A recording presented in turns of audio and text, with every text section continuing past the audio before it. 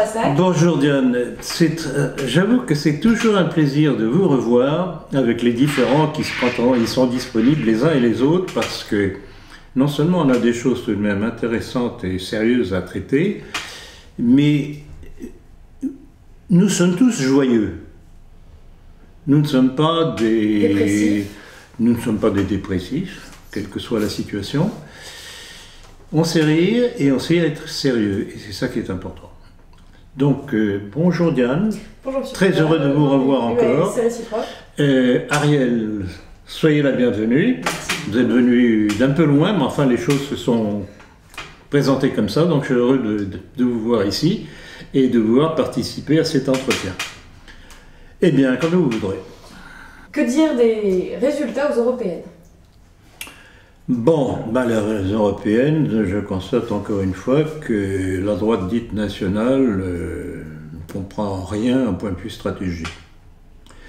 Dans notre entretien du mois dernier, j'avais indiqué que la seule possibilité de pouvoir renverser Macron était d'appuyer la liste des Républicains, et notamment avec François-Xavier Bellamy, qui représente, ou qui représentait, je ne sais pas jusqu'où ça va aller, et la partie la plus à droite des Républicains. Et qu'il était bon tout de même d'essayer de l'appuyer au détriment du reste de la bande des Républicains, constituée des Pécresse, j'oublie toujours son nom, celui du Sénat, Gérard Larquet. Gérard Larquet et tout ce qui tourne, cette bande dite des libéraux, mais surtout maçonnisée et enjuivée. Donc il est évident que les Républicains, c'est quelque chose de très composite, avec différentes tendances, et la seule tendance qui évidemment nous intéressait était celle de Bellamy, qui revendique régulièrement, ce qui déplaît profondément aux autres, les racines chrétiennes de la France. Donc on avait tout intérêt à le soutenir, lui, pour gonfler son importance et lui permettre de s'emparer, si cela est possible, de la direction des Républicains.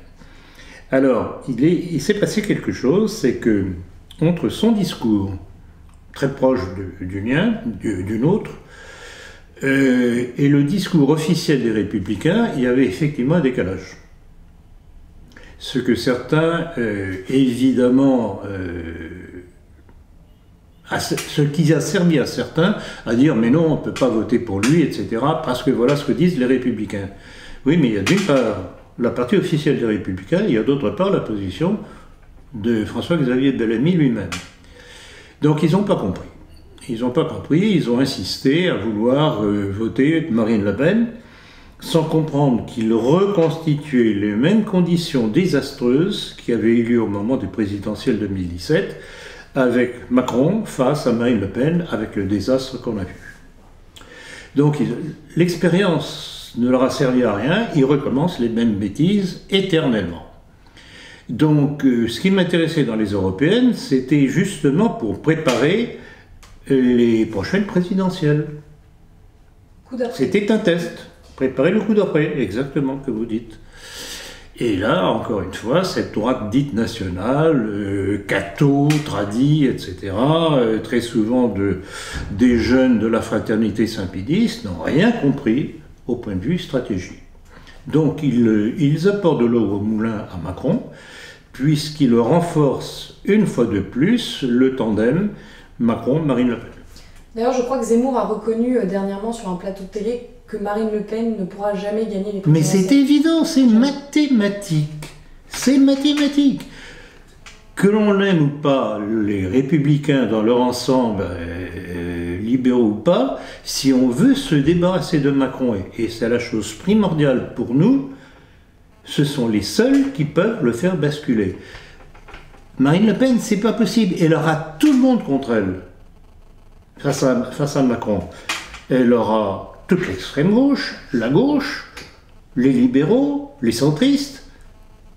Donc c'est pas possible. Elle ne peut pas arriver. Même si elle était parfaite, même si elle n'avait pas tout son entourage franc-maçon, juif, etc., homosexuel, que l'on connaît, bon, admettons qu'elle était parfaite, Même si c'était ça, elle ne pourrait pas être utile pour renverser Macron, qui est notre objectif prioritaire. Sinon, on va à la poursuite de la casse de la France. Mais Monsieur Plonka, si les Républicains avaient fait le même score que le RN, aurait été premier en tête de liste aux européennes, ils auraient eu 22 sièges. Est-ce qu'ils auraient pu s'allier avec d'autres pays pour faire une force, un groupe européen? Oui, sans doute. Oui. Ah oui. Mais alors, on retournait en arrière, puisqu'on retrouvait encore gauche-droite, éventuellement, en face Macron à la gauche et les Républicains à droite. Donc c'est quand même un parti, ils œuvrent pour le mondialisme aussi à droite. Les Républicains, anciennement. Oui, non, c'est pas tranché comme ça. Les mêmes. Oui, non, mais justement, d'ailleurs, ça a servi d'argument à ceux qui n'ont pas voulu entendre parler de voter pour les Républicains. Le problème des Républicains, c'est toujours la même chose, ils font le grand écart, ils veulent plaire à tout le monde, et finalement, bon, quand on s'écarte trop, on se déchire de haut en bas. Non, le problème, c'est que quand on regarde bien le discours, par exemple, de Wauquiez, et surtout de Bellamy, ils parlaient de l'Europe, mais on sent très bien qu'on ne parlait pas de la même Europe qu'avec Macron ou même avec Marine. Pour eux, c'est l'Europe des nations. Et là, nous, on n'a rien à dire. Quand même, c'est si compatible. le Front National, c'est l'Europe des nations. Ils ne peuvent pas se permettre de parler d'autre chose. Ils ne peuvent pas se permettre, mais enfin, tout de même, quand on voit comment le Front National, devenu Rassemblement National, est passé d'une position carrément hostile à l'Europe communautaire et à la suppression de l'euro, et maintenant, on n'en parle plus. Donc là aussi, ils ont baissé leur foi, que je regrette beaucoup. Donc non, on n'a pas. Vous savez, la politique, c'est pas une question d'amour. C'est une question de raisonnement froid. Quel est l'objectif principal que l'on veut atteindre? Pour nous, c'est se débarrasser de Macron et de toute sa clique.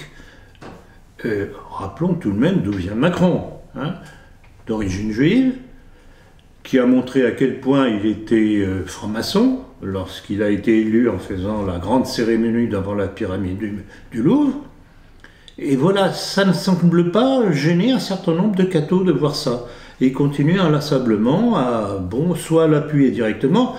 Une chose qui m'a scandalisé, c'est quand on a vu les chiffres des catholiques qui ont voté pour lui, les beaux milieux, Versaillais. Bon, pourtant, François-Xavier Bellamy est Versaillais lui aussi. Donc non, vous m'avez signalé hier que, je ne sais pas, vous aviez entendu ça, quand on nous disait maintenant que Macron était le dernier homme de droite. Oui, c'est incroyable. Les mots ne veulent plus rien dire. C'était la une du point. La une du point. Donc il suffit de dire une chose et tous les imbéciles qui se contentent de voir les informations sur les petites lucarnes ou bien sur Internet, sans se donner la peine d'écouter ce que les uns et les autres disent pour faire leur propre jugement à eux et non pas transféré par les médias, ils tombent dans le piège. Que faire avec ces gens-là? Comment leur faire comprendre? Et M. Plonka, est-ce que vous voulez nous repréciser ce que les Républicains avaient dit concernant le traité de Marrakech? Quelle était leur position? Alors là aussi, c'était entrelardé, il y avait de tout. La position officielle des Républicains a été ils ont accepté. Ils ont accepté, je sais. Alors, d'un autre côté, il faut faire front contre Macron.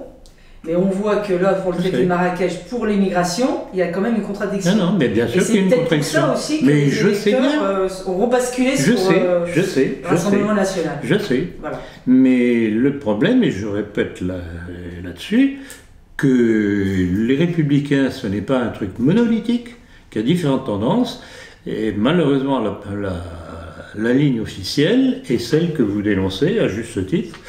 Mais justement, ce n'est pas la ligne officielle que nous voulons soutenir, c'est la ligne au travers de François-Xavier Bellamy pour que cette ligne puisse prendre le pas sur l'autre. La politique, ce n'est pas une question de cœur, c'est pas émotionnel, c'est du raisonné, c'est du raisonnement froid. Je voudrais qu'on cesse de parler avec les tripes, il faut parler en raisonnant. Alors François-Xavier Bellamy a-t-il eu raison de s'excuser pour sa défaite? Je pense que c'est jamais une bonne chose de s'excuser. C'est comme Fillon qui s'était lui aussi excusé, c'est pas une bonne chose. Pour les gens qui ne sont pas au courant et qui n'ont qui ne comprennent pas que c'est une certaine noblesse de reconnaître son échec. Je considère ça comme une faiblesse.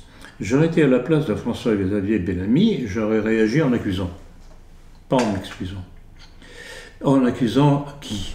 En accusant toute cette frange libérale qui a tout fait pour qu'il perde. Comme ils avaient fait pour Fillon. Exactement la même chose. Ce sont les mêmes, et c'est la même démarche au bénéfice de qui? De Macron.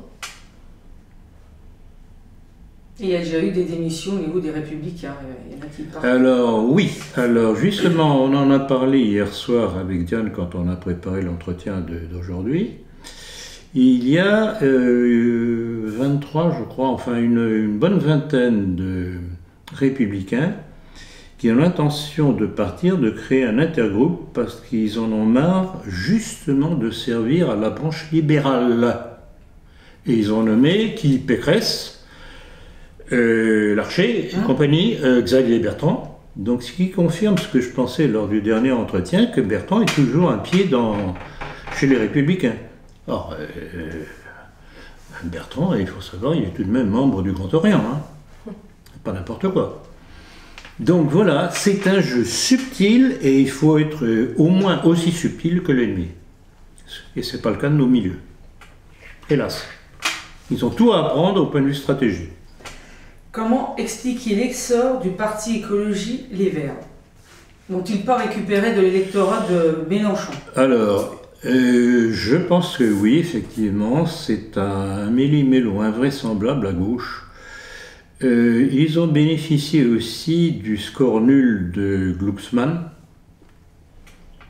qui vraiment n'a pas du tout intéressé les électeurs de gauche. Je ne sais pas si c'est par antisémitisme, je ne le crois pas quand même. Mais je pense que Jadot a bénéficié de tout le tam-tam écologique qui a été fait dernièrement. Et avec toute la bande de jeunes que l'on a su motiver, je crois que c'est ça.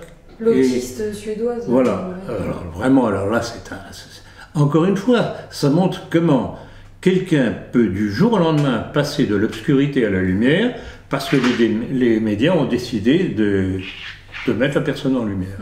Donc tout ça, c'est de l'artificiel, du fabriqué. Et Jadot s'effondrera certainement comme un château de cartes. Mais il a bénéficié d'un concours de circonstances. Et alors vous me disiez hier que d'ailleurs les Verts renonçaient déjà à retirer le glyphosate. Justement, alors là, c'est magnifique. C'est magnifique. Ah, le sort de la planète, de l'être humain, etc., etc. Ah oui, bravo, très bien. Et après, vous apprenez que ces mêmes verts, écolos, machin chouette truc, disent non, on va pas interférer dans l'interdiction du glyphosate. Alors à quoi ils servent? Non mais voilà, encore une fois, l'arnaque, la tromperie de l'électeur. C'est fabuleux. Alors pour en revenir à l'électorat catholique, d'après le journal La Croix, les catholiques pratiquants ont massivement rallié Macron et les catholiques traditionnalistes ont quant à eux voté pour le Rassemblement national. Pourtant, non, ça je ne pense pas que ce soit La Croix qui le dit, c'est moi qui l'ai dit. Oui. La première partie, oui. Voilà. Pourtant, aucun de ces partis ne se présente comme défenseur du monde catholique. Quelle en est votre analyse? C'est l'aveuglement des catholiques en général. Déjà qu'ils sont plus nombreux. On leur fait tout gober, c'est malheureux. Alors, il faut voir aussi, quand on voit l'état de l'Église dite catholique d'aujourd'hui, avec les évêques que nous avons, avec le pape que nous avons, venez pas vous étonner de la bêtise des catholiques d'aujourd'hui, qu'ils soient modernistes ou tradis. Bien sûr, finalement, Macron est pour ces catholiques-là un bon président. Si pour eux, le pape François est un bon ben pape, oui, c'est tout à fait bien, exactement. C'est une équation. Si le pape François est un bon pape, ipso facto, Macron est un bon président. C'est logique.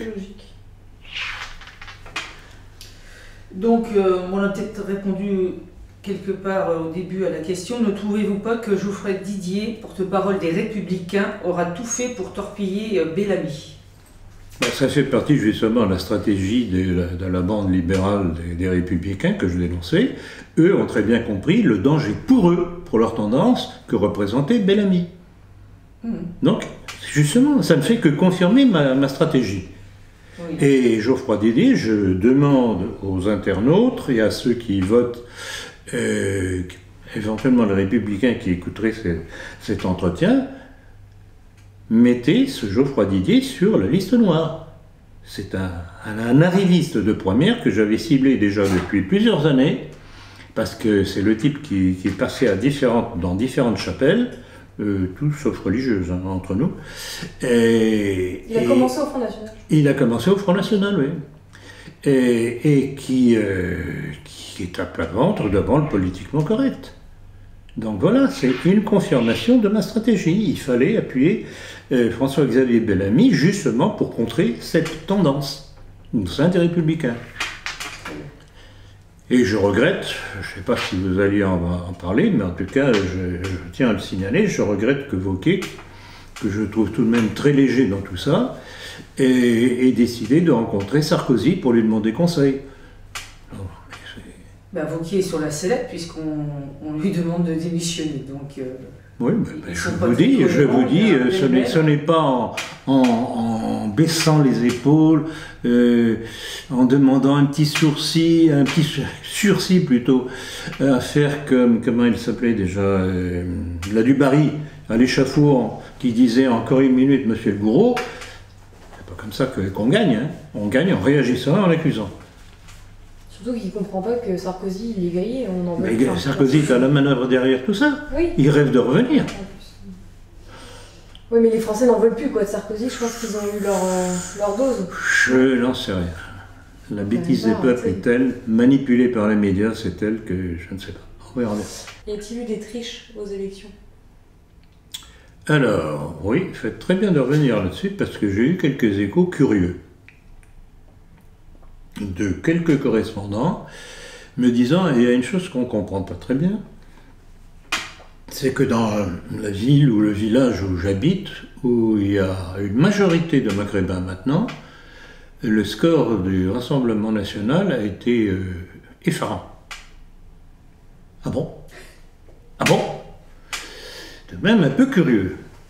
Et il y a une autre nouvelle que j'ai entendue, je pense que c'était sur Internet, parce que je ne l'ai pas retrouvée dans les messages que j'ai reçus, donc ça a dû être sur Internet, disant que le public pénitentiaire avait aussi voté en majorité Rassemblement national. Alors je voudrais qu'on m'explique quand même, il y a un problème là. Moi j'avais entendu qu'il y avait des bulletins Front National qui n'avaient pas été placés dans certaines mairies. Dans l'est de la France. Alors il y a eu ça aussi, des personnes qui sont venues pour voter, qui ont cherché des bulletins et qui n'ont pas trouvé les bulletins. Donc il y a eu des magouilles, à chaque fois il y a des magouilles. Ça on sait déjà au moment des élections présidentielles, il y a eu des magouilles, ça on le sait. Je crois que c'est qui tient le ministère de l'Intérieur, tient en très grande partie, et là c'est au parti qui surveille le dépouillement, de voir si ce qu'ils ont compté sur place après, au moment du dépouillement des bulletins de vote, correspond aux chiffres donnés par le ministère de l'Intérieur. Alors, ou bien le parti est complice avec le ministère de l'Intérieur, côté républicain, il est certain que certaines branches des Républicains ne va pas aller à l'encontre des chiffres donnés par le ministère de l'Intérieur. C'est pour ça que je dis, il ne faut pas juger Bellamy en fonction des Républicains, il faut le juger en tant que lui, personne dont le programme était tout de même quelque peu différent du programme officiel des Républicains. Moi, pour en revenir au potentiel fraude, j'allais vous dire, Staline disait, ce ne sont pas les votes qui comptent, mais ceux qui comptent les votes. Tout à fait ça. Où est-ce que vous avez trouvé ça, Diane? Bravo. Je sais plus, je t'ai tombé dessus et je dis... Bravo. Mais envoyez-moi ça, c'est excellent. Surtout venant de quelqu'un comme Staline. Ben évidemment, évidemment. C'est bien résumé. Un spécialiste est-ce-démocratie. Absolument. Qu'en est-il du texte de loi sur la reconstruction de Notre-Dame? Eh bien, je n'en sais rien. Ce que je sais, il y a deux choses. Ce que je sais, c'est que Macron, comme il a annoncé, fait appel à des architectes du monde entier pour un projet, ce qui veut dire qu'il n'a pas du tout l'intention de reconstruire à l'identique. Et là, surprise, je tiens à signaler l'attitude d'Anne Hidalgo. Alors c'est notre question suivante, mais oui. Vous alliez en parler, bon ben écoutez, navré, mais Bon, j'en parle. Qui a déclaré que pour elle, il fallait reconstruire Notre-Dame à l'identique. Ce qui, de sa part, est une surprise, une bonne surprise, parce que, bon, elle ne nous a pas tellement habitués à aimer les vieilles pierres, plutôt à faire du moderne n'importe quoi. Elle a passé son mandat à détruire Paris, à dégrader Paris, quand même. C'est curieux qu'on ne vienne pas me dire que c'est par tactique électorale, parce que, bon, l'appui à la France tradie n'est pas tellement payante au point de vue électoral aujourd'hui. Donc c'est pas ça, je pense que tout de même, et j'avais déjà remarqué lors des premières réactions au moment de l'incendie, j'avais été surpris de voir le nombre de gens de qui on ne pouvait pas s'attendre à cette réaction, à une réaction d'émotion, mais sapristi, ah mais c'est notre héritage qui est parti en fumée. Comme si vraiment il y a eu une brusque prise de conscience de quelque chose qui allait manquer.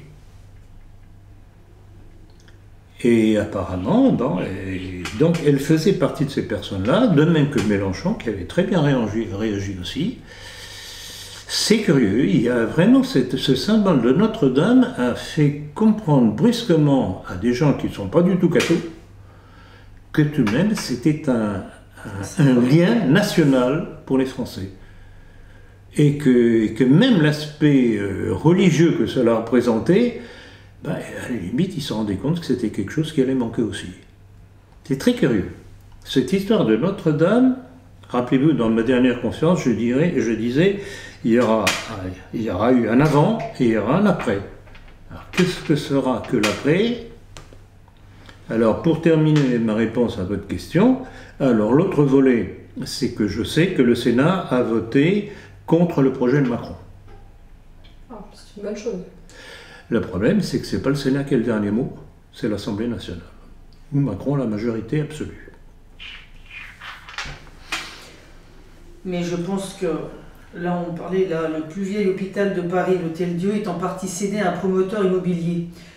Donc je pense que même si on veut reconstruire la Notre-Dame à l'identique, comme se veut Hidalgo, ça ne se fera pas. Alors, il y a trop d'enjeux financiers derrière. Exactement, non seulement financier, mais l'argument financier est un prétexte en même temps.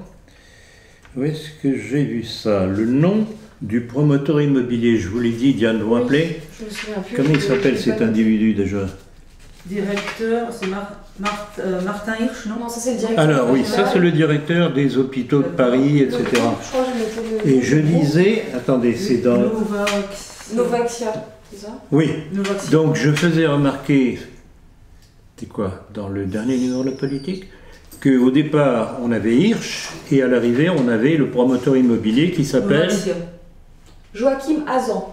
Joachim Hazan. Le promoteur de... Bravo Diane. Non, je savais bien que j'avais mis dans le dernier numéro de la politique. Hazan, ça sonne bien. Ah oui, ça sonne très bien. Ça. Donc, deux individus qui appartiennent à la communauté bien connue. Bon, bah, donc... À qui profite le crime. Voilà. Et on peut dire que Notre-Dame ne sera pas reconstruite à l'identique. Non, mais il y a trop d'enjeux financiers, comme tu disais. Et puis aussi la franc-maçonnerie qui s'en mêle, parce qu'apparemment, ils souhaitent jouer un rôle dans cette reconstruction. Ah, tout à fait. Alors, c'est très touchant. J'en parlerai d'ailleurs cet après-midi dans ma conférence. C'est très touchant. C'est à observer avec attention pour bien comprendre comment ces gens-là, eux, savent manœuvrer. Pouvez-vous revenir sur le cas de Vincent Lambert? Bon, eh bien, il y a deux aspects au cas de Vincent Lambert. Il y a l'aspect médical, il y a l'aspect politique philosophique. Sur le plan médical,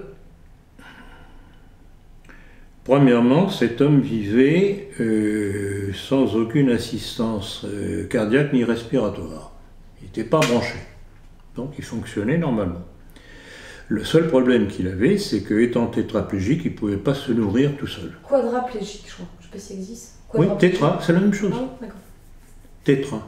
Tétra ou quadra? Oui, quadra, c'est la même chose. Ah, d'accord.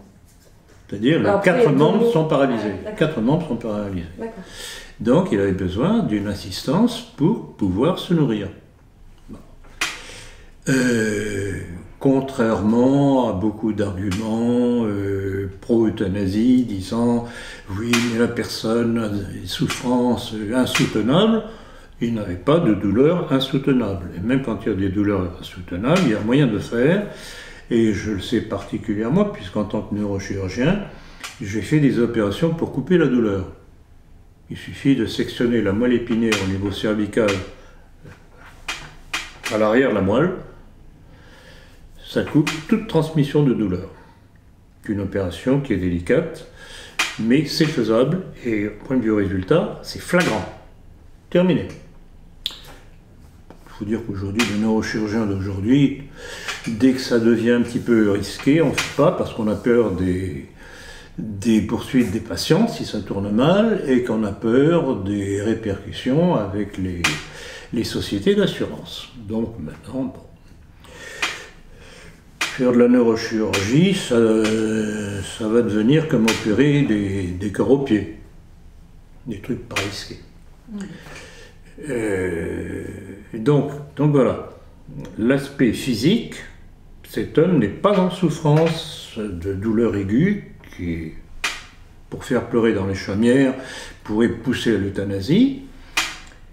Il n'est pas branché de façon à respirer et le cœur pour faire fonctionner le cœur.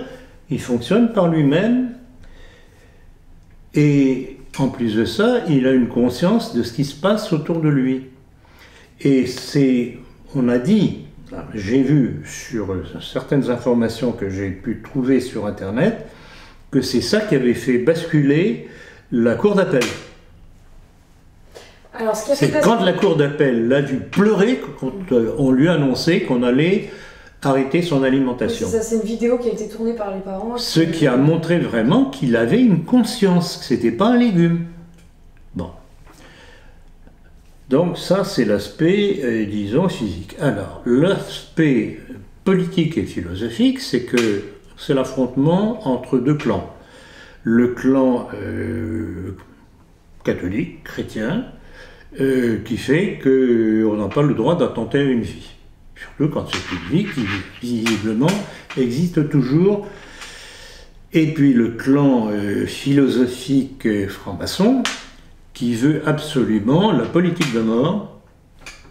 Ça a commencé avec un certain Jacques Attali dans les années 80. Monsieur Attali avait dans les 50 ans à l'époque.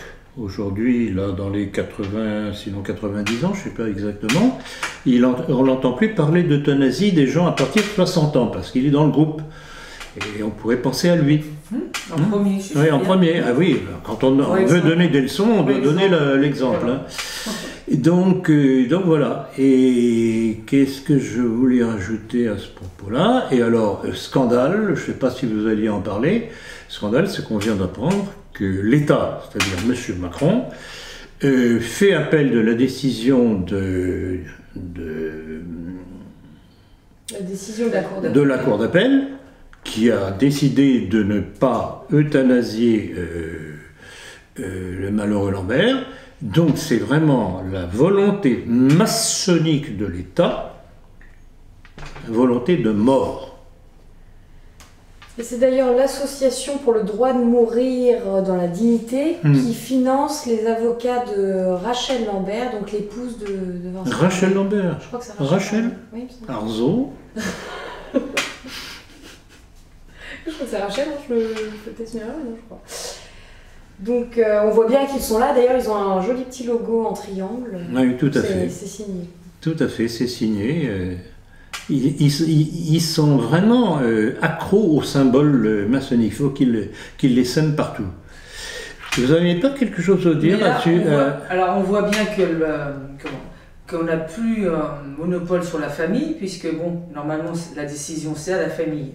C'est un enfant, c'est la famille. Non, sa tutrice, c'est sa femme. Oui, sa tutrice, mais la mère, donc elle a quand même le droit aussi de... voilà.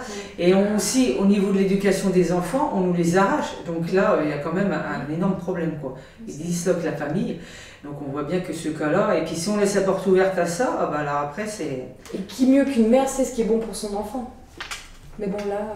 C'est évident. Mais dans la loi, Et donc, moi, ce que je dirais, c'est que après 10 ans de soins donc à l'hôpital Sébastopol, que sa maman maintenant dénigre le service auquel son fils est encore actuellement, mais qui compte le transférer dans une unité alors justement, c'est une peut-être chose plus appropriée, je sais pas. C'est une chose qui m'a surprise, parce que ça, moi aussi, j'étais au contact avec de gens qui étaient dans cette situation-là.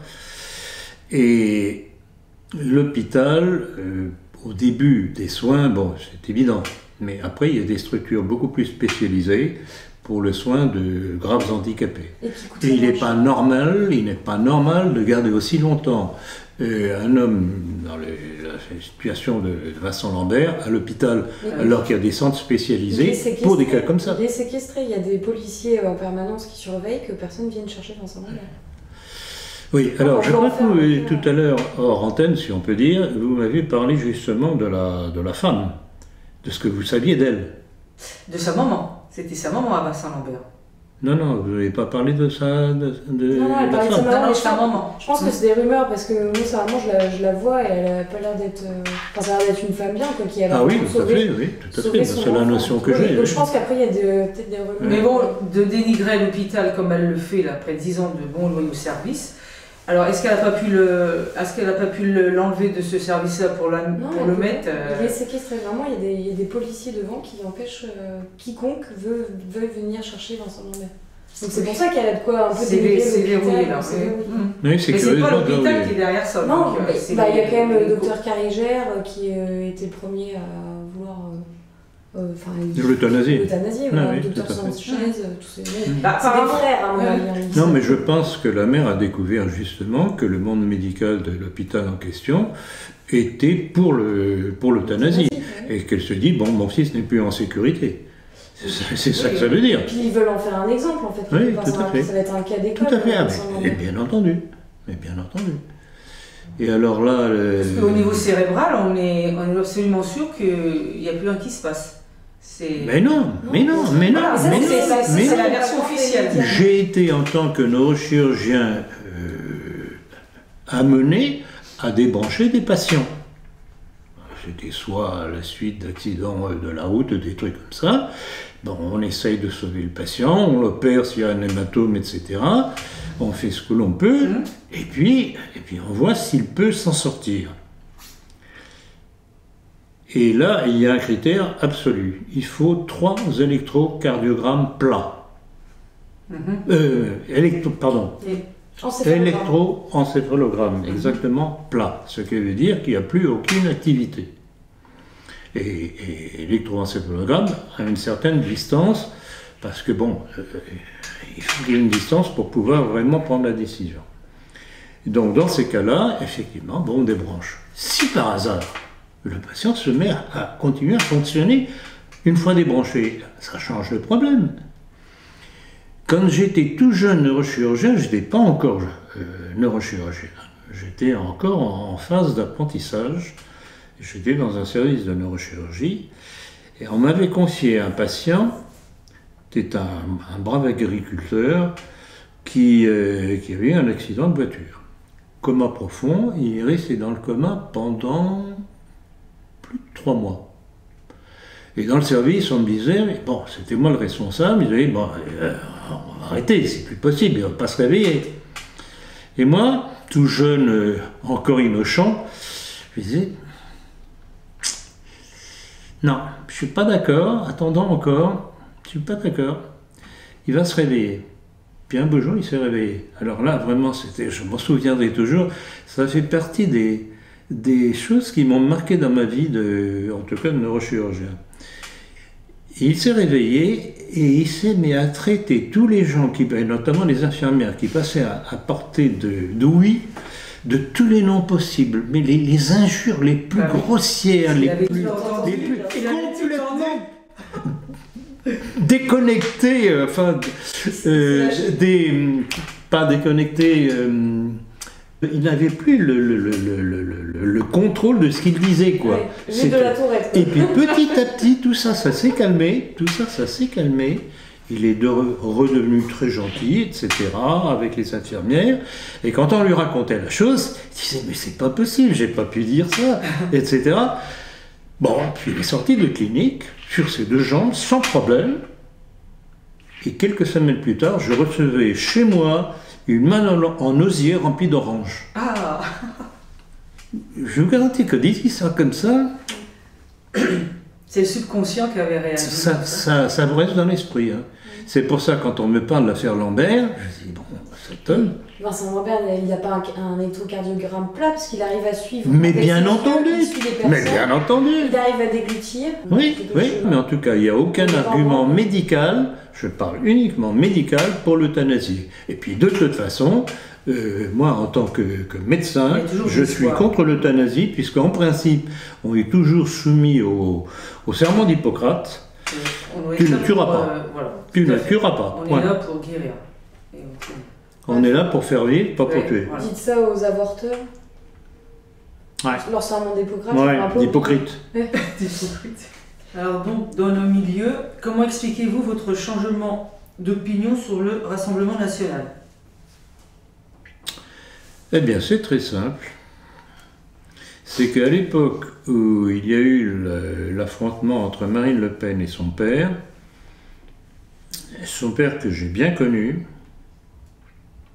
et je l'ai si bien connu d'ailleurs que j'ai écrit un livre qui s'appelle « Histoire d'une trahison ». Curieusement, donc c'est basé sur des faits. Curieusement, je n'ai jamais été poursuivi par M. Jean-Marie Le Pen. Il pouvait difficilement nier les faits que je relevais, qui avaient été d'ailleurs, que j'avais tirés d'ailleurs de journaux on ne peut plus officiels, qu'il n'avait lui-même jamais démenti. Donc je me suis dit, bon, peut-être que Marine Le Pen va tirer les leçons de certains errements de son père, notamment l'histoire du détail, qui n'était franchement pas nécessaire, puisqu'à chaque fois, ça faisait plonger le Front National au moment qu'il était en pleine progression. Donc c'est comme si vraiment Le Pen faisait tout pour ne pas arriver au pouvoir. Bon, on sait très bien, et je le sais, au moment des présidentielles de... C'était quoi, 2001 oui. Quand il est arrivé deuxième derrière... Oui, enfin, 2002 peut-être, face à 2002, Chirac. face à Chirac. Je sais très bien de l'intérieur du front que quand il a appris qu'il était au deuxième tour, c'était la panique. Donc cet homme n'a jamais voulu arriver au pouvoir. La seule chose, c'était qu'on parle de lui, et puis par ici, les petits coups. Mais l'histoire du détail, c'est venu que Louis Alliot s'est fait piéger à la sortie d'une réunion. Un journaliste lui parle que Jean-Marie Le Pen avait donc dit. Et lui, au lieu de dire « bah non, j'ai pas écouté ce que M. Le Pen a dit », lui, tout de suite, il s'est empressé « ah bah oui, c'est une énorme faute », donc ils se sont fait piéger sur ce oui, et bon, alors que Le Pen soit fait piéger ou Alliot, etc. C'était voulu que ça fasse à mon avis, c'était voulu. À mon avis, c'était voulu, c'est de la provoque. C'est de la provoque. C'est de la provoque, c'est pour ça que j'ai toujours, à partir d'une certaine époque, compris ce qu'était réellement le Front National et ce qu'était Jean-Marie Le Pen, une voie de garage. Une voie de garage. Et en fait, c'était le petit jeu institué par ce fin manœuvrier qui était Mitterrand, qui a favorisé le Front National au détriment, encore une fois, justement, de la droite. C'était quoi, le RPR à l'époque ou non Chirac, c'était RPR. C'était quoi oui, RPR, enfin bref, peu importe. Et parce que pour la gauche, il fallait une soi-disant extrême droite pour faire barrage à cette droite libérale, etc. Donc, tout ça, ça confirme ma stratégie. Je veux dire, encore une fois, ce n'est pas une question d'affection. J'ai aucune affection pour les Républicains. C'est une question de stratégie. Quel est l'objectif prioritaire pour tout Français? Pas simplement pour moi, pour tout Français qui constate que la politique de Macron est une politique de destruction pan par pan de la France, sur tous les plans matériels et moral. Alors pourquoi cette stratégie est-elle valable maintenant, tandis qu'il y a quelques années, vous vous appeliez à voter Marine Le Pen? Alors justement, je vais revenir là-dessus. Et puis, il faut vous rappeler aussi qu'à l'époque, qu'est-ce que je plaidais? Je plaidais pour faire de l'entrisme au Front National, pour prendre les places en recommandant de la boucler. Vous rentrez, vous êtes bien gentil, bien obéissant, et vous ne dites pas ce que vous pensez. Bon, malheureusement, nos milieux ne savent pas se taire. Mais combien même ils l'auraient fait, nos milieux seraient parvenus à rentrer au Front National. Vous dites que dans tous les cas, ça reste un système d'opposition qui sert à faire contre-pied ou piédestal. Le but que je visais, mais peut-être que je me suis trompé, c'est qu'on puisse un jour mettre à la porte le clan Le Pen. Oui. Et c'est ça que je vise. C'est ça que je visais en tout cas. Donc c'est qu'un jour, à l'occasion des élections pour le renouvellement du poste de, comment on appelle ça, enfin, quand Le Pen était élu et ensuite Marine Le Pen, il y a un candidat qui se présente et ce candidat prenne le pas sur elle. C'est ça que je visais. Mais pour ça, il faut que nos milieux aient une discipline qu'ils n'ont pas. Ce sont des émotionnels. Ils parlent, ils laissent transparaître ce qu'ils pensent. Et rappelez-vous ce que je citais, je crois que c'était dans le dernier numéro, non, pas dans le dernier numéro, dans notre dernier entretien, la réjouissance d'un personnage emblématique, Jean-Richard Sulzer. Pas besoin de vous faire un petit dessin, non? Ou une caricature, si vous préférez.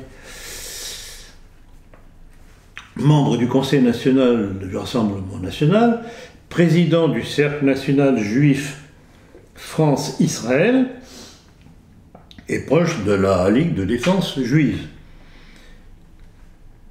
qui se vantait: la liste Rassemblement national n'abrite aucun candidat sulfureux. Bien au contraire, la liste Bardella comprend de très grands amis d'Israël et de la communauté juive. Dont fait partie Collard.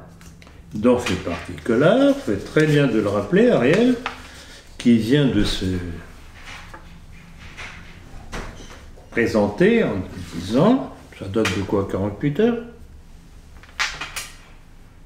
Comme quoi il était exclu de s'allier avec des fascistes ou des antisémites. Comme quoi, vraiment, leur obsession, c'est ami-ami avec Israël, c'est parti national sioniste, rappelez-vous ce que je disais dans le dernier entretien, c'est le parti de l'étranger. Le parti de l'étranger. Alors on déplore un manque de sens stratégique justement de nos milieux qui ont appelé à voter Rassemblement national. Et notamment dans le dernier entretien d'André Gandillon, où il laisse entendre que c'est le parti pour lequel il faut... Alors c'était vraiment très étrange cet entretien que j'ai écouté attentivement. Et une chose qui m'a surpris, c'est qu'à 2 reprises, Florian Rouanet m'a cité, Gandillon n'a pas relayé. C'était à propos justement du Front National, sur ma position par rapport au Front National et pourquoi j'avais claqué la porte du Front National. Et puis alors, à ma grande surprise, à la fin, vous l'avez entendu Oui, mais je ne l'ai pas écouté. Si, j'ai bien entendu. André Gandillon qui finit par dire, oui, recommander de voter pour le... Non, en fait, j'ai l'impression qu'il ne le dit pas explicitement. C'est pas explicite, mais il laisse entendre. C'est pas exactement, c'est pas très clair, mais je ne vois pas comment interpréter ce qu'il dit autrement. Je suppose à défaut de mieux, en fait, pour lui. Ben oui, à défaut de mieux pour lui. Mais encore une fois, on retombe dans la stratégie. C'est appuyer Marine Le Pen, alors que si on a à nouveau aux prochaines présidentielles la même équation Macron-Marine, eh bien on est parti encore pour 5 ans de Macron. Eh bien, bonjour les dégâts au bout. Donc conclusion, est-ce que éventuellement on n'arrivera pas à renverser le clan mondialiste par les votes du coup? Puisqu'à chaque fois c'est l'échec. Puisqu'à chaque fois ceux qui sont en principe les plus proches de nous ne comprennent pas ce qu'il faut faire, c'était bien. À moins que quelqu'un en ait particulièrement mal et puis mette une balle dans la peau à Macron. Oui, il y aura ces supplétifs, ces suppléants qui reprendront le relais. Oui, mais... Un petit exemple de temps en temps, ça ne ferait pas de mal. Bon, quoi qu'il en soit, malgré tout, M. Le Pen, depuis 40 ans, qui assène son discours sur l'immigration, on voit qu'actuellement, l'immigration, c'est donc, on en parle, les Républicains en parlent, il faut arrêter et tout, donc ça a quand même porté ses fruits. Sur ce point-là, Le Pen a quand même été... Il a droitisé le discours. En fait. Disons que l'immigration, depuis le temps qu'il assène, que ça va être un fléau, dans le futur, nous y sommes arrivés. Et là, ils ont réussi quand même à dédiaboliser le Rassemblement national, puisque l'immigration, on en parle maintenant plus aisément, et ça, c'est pas un rejet en soi de... Vous n'êtes pas un peu naïf, Ariel? Est-ce que vous ne croyez pas... Il avait peut-être que ça, justement. Est-ce que vous ne croyez pas que parce que cette obsession, à juste titre d'ailleurs, de l'immigration, sert aussi le clan juif? Bien sûr, puisqu'ils ont toujours été... C'est pour ça. C'est pour ça. Et c'est ça, rappelez-vous, je l'ai rappelé à plusieurs reprises, et Diane en est le témoin.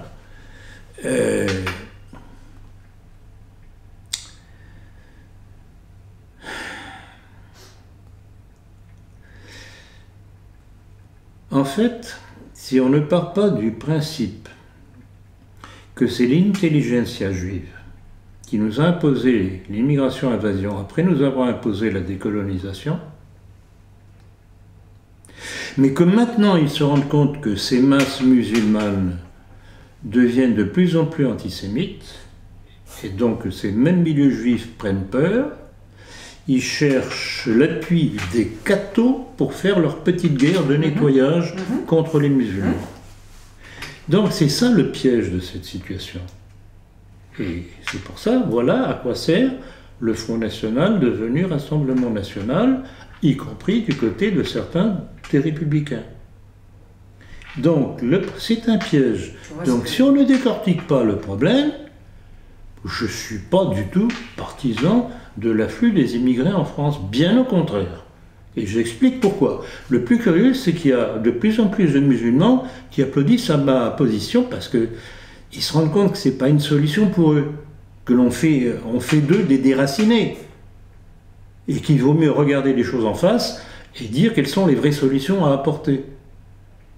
Donc, le problème de tous ces partis soi-disant nationaux, c'est qu'en fait, ils font le jeu du monde juif, qui après nous avoir apporté, et quand même, que ce soit Sarkozy, bon, déjà Chirac, Sarkozy, aujourd'hui Macron, ils continuent à nous imposer l'immigration à plein tonneau. Ah ouais. Puis avec le traité de Marrakech, soi-disant que c'est pas un danger, ça va continuer. Donc, si on veut réellement s'opposer à l'immigration, il fallait renverser Sarkozy.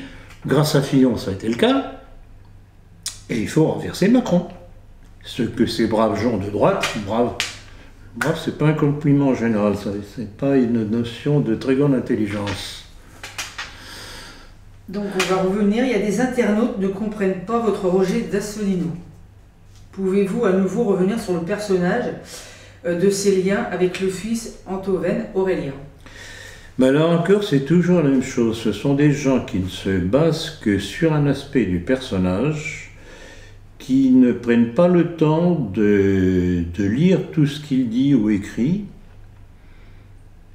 Et là encore, c'est émotionnel. Ah oui, la France doit sortir de l'Europe. Tout à fait d'accord. Mais au nom de quoi? Quels sont les principes que défend M. Asselineau, Et ça date du début, puisque j'étais le tout premier, je pense que je suis toujours le seul, à dénoncer ses positions à ce sujet-là. Quels sont ses repères politiques?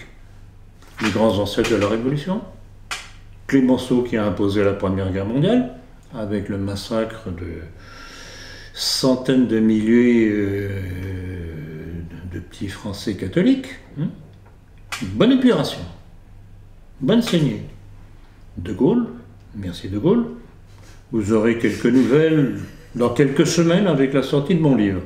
Vous verrez ce que c'est que le personnage, au-delà de la légende. Voilà ce que c'est Asselineau. Et puis après, mais ils ne le savent pas, ces braves gens. Quand on apprend que Asselineau a laissé se constituer au sein de son parti une loge maçonnique pour rassembler tous les francs-maçons qui se trouvent à l'UPR, ah bon? Vous ne saviez pas? Même vous, Ariel, vous ne le saviez pas. Mais maintenant, vous le savez. Le type, le franc-maçon qui a créé cette structure d'accueil bienveillante des francs-maçons de l'UPR, M. Asselineau ne l'a pas mis à la porte, il est toujours là. Et qui vient-il d'accueillir aujourd'hui? Le Eindhoven, invité par le CRIF. Le CRIF. Constamment invité par le CRIF. Donc voilà ce que c'est. Donc, M. Asselineau, je n'ai pas de preuve qu'il soit franc-maçon, mais à la limite, peu importe. Sa politique est tout de même très maçonnique. Les grands en tête, c'est pas maçonnique, ça? Clémenceau, c'est pas maçonnique? De Gaulle, c'est pas maçonnique, même s'il ne l'était pas. C'est tout de même lui qui a remis en vigueur la maçonnerie en France. Alors, de grâce, messieurs, vous qui m'interpellez sur Asselineau, informez-vous et écoutez ce que je vous réponds. En tout cas, il a une armée de fans fanatisés. Ah non, c'est assez incroyable. Impressionnante. Incroyable.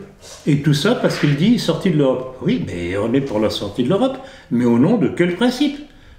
Admettons que M. Asselineau, par un miracle, bon, je ne pense pas qu'il croit au miracle, arrive au pouvoir, qu'est-ce qu'il ferait comme politique? Sur quels principes?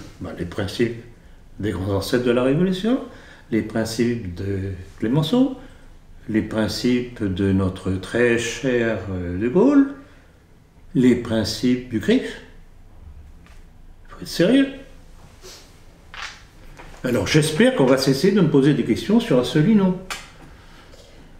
Alors, Benedetti a signé la préface d'un livre de Jean-Jacques Stormé qui a pour titre « Réflexion sur le nationalisme » et comme sous-titre « En relisant Doctrine du nationalisme » de Jacques Ploncart-d'Assac. Il semblerait que l'ouvrage dénonce le manque de sympathie de votre père envers Hitler. Pouvez-vous nous en dire davantage? Bon, eh bien ça c'est une chose que je constate dans nos milieux justement, nos milieux entre guillemets, bien entendu. C'est que alors que l'on a tout en France au point de vue corps doctrinal, leur appétence à aller voir à l'étranger, notamment du côté d'Hitler, il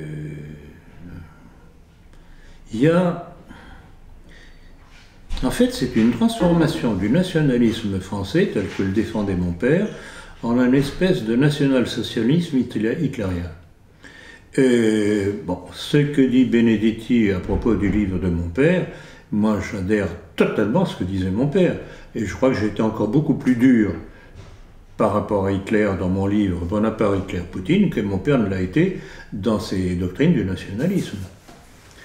Pour nous, nationalistes français, comme pour tout vrai nationaliste en Europe, je ne dis pas européen, en Europe, c'est pas la même chose, Hitler a été une catastrophe pour nous.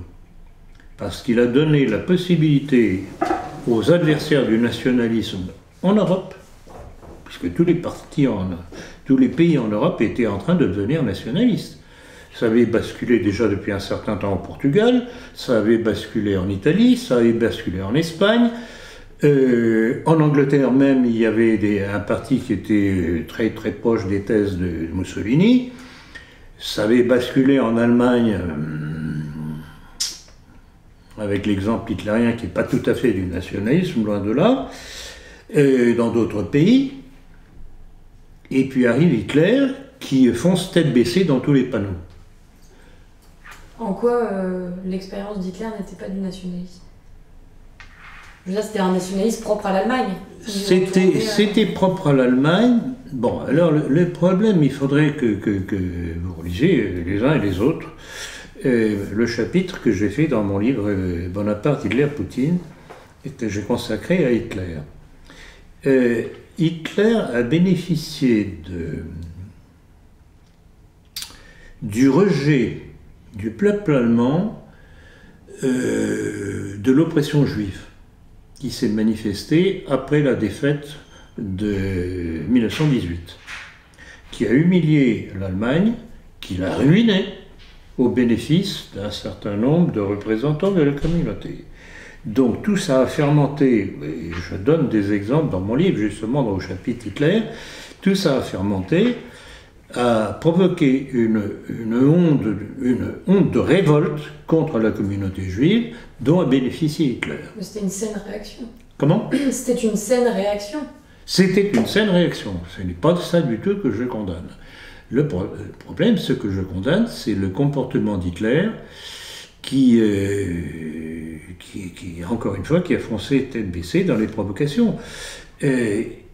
Il est allé toujours la volonté de puissance. Et pour ça que je fais la comparaison entre Hitler et Bonaparte, ils n'ont pas su s'arrêter. Ils ont voulu poursuivre. Ils ont voulu poursuivre l'orgueil, plus le pan-germanisme, qui était une erreur fondamentale. Et nous, c'est pas du tout notre position en tant que nationaliste. Et puis alors, des choses tout de même très curieuses. Oui, le pan-germanisme, mais c'est parce qu'ils sont germains. Oui, c'est pas nos positions parce qu'on est français. Oui, d'accord, mais c'était une espèce de... comme s'il y avait la race des seigneurs et puis les autres. C'était une sorte de... Comment dire C'était du Nietzsche. Oui. Le surhomme. Oui, c'est ça. Le surhomme. Oui, on en parlait la dernière fois. Et bon, je ne vais pas rentrer dans les détails. Ceux qui veulent se documenter sur Hitler, qui lisent le chapitre que j'ai consacré au personnage dans le livre en question.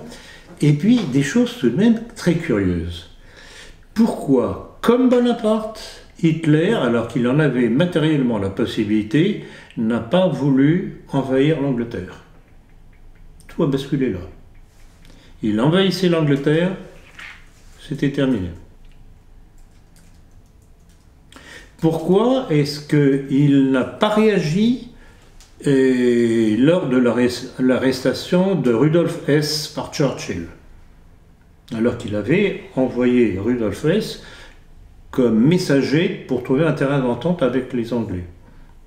Churchill l'a fait emprisonner et le malheureux est mort, on ne sait pas très bien dans quelles conditions, dans les geôles anglaises. Hitler n'a pas réagi. Il y a eu une différence. Pourquoi, par exemple, est-ce que Hitler, j'en parle dans mon livre sur De Gaulle, qui va paraître dans quelques semaines, pourquoi est-ce que Hitler a arrêté l'offensive du maréchal Guderian à Montcornet, dont on fait une victoire de Gaulle? Victoire de Gaulle, qui n'a pas été une victoire, ça a été une fois de plus une fuite de Gaulle. Mais le problème, c'est qu'effectivement, l'armée allemande s'est arrêtée sur ordre d'Hitler.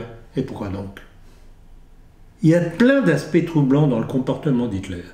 Et c'est ça que j'ai voulu souligner dans mon livre Bonaparte, Hitler, Poutine, où je fais justement la comparaison, parfois le parallèle entre, par exemple, Bonaparte et Hitler, mais en opposition au comportement de Poutine. Encore une fois, je vous dirais, il ne faut pas juger des événements sur le plan émotif.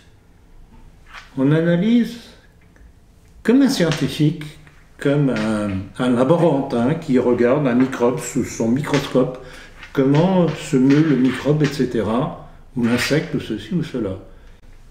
L'observer, regarder son comportement, etc. J'observe les comportements sous microscope. Et vous jugez les conséquences. Et j'en juge des conséquences, exactement. D'ailleurs, à ce propos, Hitler disait bien dans son testament, une des conséquences de notre attitude, c'est que nous avons rendu le juif agressif. Entre autres, alors là aussi. Bon, on peut comprendre le rejet du peuple allemand des juifs qui les avaient vampirisés, sucés, vampirisés. Mais, et c'est ça que je dénonce toujours, c'est que, en fait, les Juifs qui ont souffert, mais on ne sait pas de quelle façon, ils ont réellement souffert dans les camps de concentration. C'est une autre question. C'est encore une autre question. Mais les grands Juifs, Hitler n'y a pas touché. Ce sont les petits Juifs qui ont souffert, d'une façon ou d'une autre. Je ne pense pas que c'était très agréable, la vie dans les camps de concentration. L'histoire de la Shoah, c'est encore une autre histoire. Mais il n'a pas touché aux grands juifs. Mais les grands juifs se sont servis des souffrances des petits juifs pour monter toute leur histoire de la Shoah. Les grands juifs étaient... Donc Hitler a servi les intérêts juifs. Je regrette beaucoup. Voilà ce que je réponds à la thèse de Bellamy quand il fait l'éloge de ce livre qui prétend être une réponse au livre de mon père.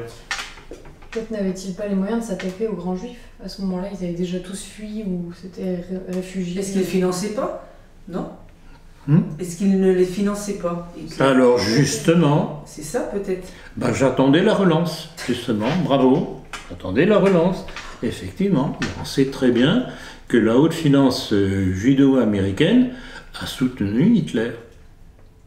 De toute façon, ça c'est toujours Elle soutient toujours les deux camps. Voilà. Oui. Ah oui. Voilà, j'allais y venir. Leur stratégie, c'est de soutenir les deux camps. Comme ça, ils sont sûrs d'être gagnants à tous les coups. Et juste pour revenir rapidement sur la spiritualité de l'Allemagne nazie, vous parliez du surhomme et c'était une divinisation de l'homme en fait. Tout à fait. Donc une gnose. Tout à fait. Tout à fait. Et puis alors, il ne faut pas oublier aussi tout de même les apports ésotériques de la société de Thulé, très ambigueur au sein du Troisième Reich. Non, le national-socialisme hitlérien n'était pas du tout du nationalisme. Bon. C'était quelque chose sorti de conditions historiques particulières, avec un personnage particulier, que je crois avoir bien décrit de par ses origines et aussi ses origines. Apparemment, il est bien un fils naturel d'un Rothschild, quand même. Et alors, quelle était la position de l'Église face à cette montée de l'Allemagne nazie? C'était pas encore... Tout un temps, elle a fait avec... Tout un temps, elle a fait avec, puisqu'il y a eu ce qu'on appelait le Concordat, qui avait été signé entre Rome et le Troisième Reich, par qui? Par le cardinal Pacelli, qui allait devenir le pape Pie XII. Donc, l'Église a fait avec, tant que c'était possible. Et puis est arrivé, c'était sous Pie XI. La signature du Concordat avec Monseigneur Pacelli. Et puis, à un moment donné, Pie XI a sorti son encyclique qui dénonçait justement certains aspects du l'hitlérisme. Il aurait mieux fait de se taire parce qu'effectivement, ça a servi à tout le clan pagano-athée du national-socialisme allemand à rentrer dans le chou de l'Église. Et donc, c'était la cassure. Donc, ça a été le triomphe, disons, de la partie athée du régime. Oui, c'était en allemand, c'était in brennender Sorge. Oui, c'est ça. Alors, il existerait un club sadomasochiste et gnostique lié à Suavelos, site de Conversano, et à David Serra, des éditions Ring. Avez-vous eu vent de ce fait? Et comment analysez-vous la décadence de ces nationalistes autoproclamés? Faites bien de dire autoproclamé. Ça commence par là ma réponse. Parce que alors là, bon, le Conversano, il est passé par toutes les couleurs de l'arc-en-ciel, on dirait presque du LGBT. C'est invraisemblable. Et je voudrais tout de même rappeler, entre autres choses, c'est que quand le Conversano avait essayé de m'allumer, et puis prétendait m'interviewer, etc., que je lui avais répondu calmement, froidement, faisant remarquer toutes ces contradictions, il n'avait rien trouvé de mieux que de me montrer ses fesses dans un blog ou un truc, etc. Donc je regrette beaucoup ces gens-là. Et alors, moi, ce qui m'horripile, que ce malheureux Conversano soit ce qu'il est, j'ai des doutes sur ses origines entre nous, mais qu'il réussit à inviter tous les représentants de ce que l'on appelle la droite nationale. Et j'en ai fait le reproche, notamment Jérôme Bourbon, quand je l'ai vu il y a un mois maintenant. Je dis, qu'est-ce que vous êtes allé faire là-bas pour faire parler de vous avec un Conversano? Vous ne vous rendez pas compte? Il se sert de vous. Il se sert de votre image. Et c'est ce que Conversano aurait voulu que je lui serve aussi. Ben, je ne tombe pas dans les panneaux aussi facilement que ça. Donc, Et voilà, donc quand j'apprends ce que vous venez de dire, justement sur cette frange sale, Oui. Voilà. bon, glissons mortels, n'insistons pas, ça ne m'étonne pas. Ce sont des pervers, et ce sont des pervers pervertisseurs, ce qui est encore pire. Donc voilà. Donc ça ne fait qu'apporter de l'eau au moulin de ce que j'énonçais de Conversano et de sa bande. Et je regrette beaucoup, quand je vois que toute cette droite nationale y est passée, à commencer par le petit père Le Pen, ils sont tous précipités pour que Conversano parle d'eux. Est-ce que vous croyez que moi j'ai eu besoin de ça pour arriver à ce que j'ai construit jusqu'à aujourd'hui? Il n'y a qu'à voir le nombre de visionnages de nos entretiens ou de mes conférences. Je n'ai pas besoin d'eux. Et Conversano aussi a eu des déboires avec il demandait un financement participatif et son collègue qui nous avait vanté comme on allait Espingale qui s'est sauvé avec des intérêts. Non, mais ce sont d'abord, voilà. En plus de ça, ce sont des malhonnêtes financièrement. Puis je pense qu'il ne faudrait plus en parler. Ils fricotent avec toute une bande alors, sionistes. Et ensuite, après ça, ils jouent aux nationalistes. Parce que je crois que mon père et moi, on est un peu responsables de cette vogue du terme nationaliste. Ça présente bien. Bon, je regrette beaucoup, c'est qu'il y a comme les meilleurs parfums, comme les meilleures choses, il y a des ersatz, il y a des copies. Il faut faire attention aux copies. En fait, il faut avoir le fond et la forme, et lui, il n'a ni l'un ni l'autre. Exactement. Du nationalisme. Sur son site internet, Laurent Glosy semble vous mettre à égalité avec l'Hivernet. Cela ne doit guère vous convenir. J'ai été un petit peu surpris. J'avoue que je ne vais pas être méchant avec Glosy, qui fait du travail qui est intéressant. Mais il faudrait bien de se renseigner un peu sur ce qu'est ce l'Hivernet. Non, je ne vais pas être méchant avec Glosy, c'est pas. Je dirais que c'est. J'ai pris d'ailleurs sa défense dernièrement quand Escada l'avait accusé d'être un suppôt des francs-maçons. J'avoue que j'avais été un petit peu surpris, parce que même à ma connaissance, Glosy a quelque peu descendu en flammes les francs-maçons, comme je le fais aussi, ce qui crée une certaine complicité entre nous. Mais me mettre sur le même plan que l'Hivernet, je lui demanderai de revoir sa copie. Parce que... Mais pour lui, vous êtes complémentaire. Ah non, certainement pas complémentaire. Ou alors complémentaire, comme le copieur l'est de celui qui copie par-dessus l'épaule de l'autre. Alors, d'après le colonel Régis Chamagne, auteur du livre intitulé « Relève-toi », la France n'est forte que lorsque son pouvoir est centralisé. Êtes-vous d'accord avec son affirmation ?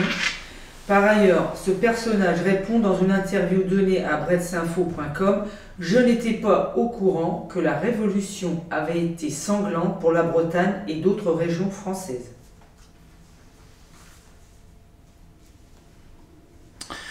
C'est hallucinant. Moi, à chaque fois que je vois des déclarations de militaires, je me dis, mais d'où sortent-ils ces gens-là? Voilà encore un qui n'a rien compris à la Révolution dite française. Et ça vient donner des leçons aux Français aujourd'hui de ce qu'il faudrait faire. Mais ils sont à l'image de la République. C'est l'image, c'est encore une fois, c'est un militaire républicain. Il n'a rien compris. Il n'a rien compris. Alors dire que la France n'est forte que quand, etc., mais je regrette beaucoup, le principe de la monarchie, en fait, c'était pas une dictature, la monarchie française, de droit divin.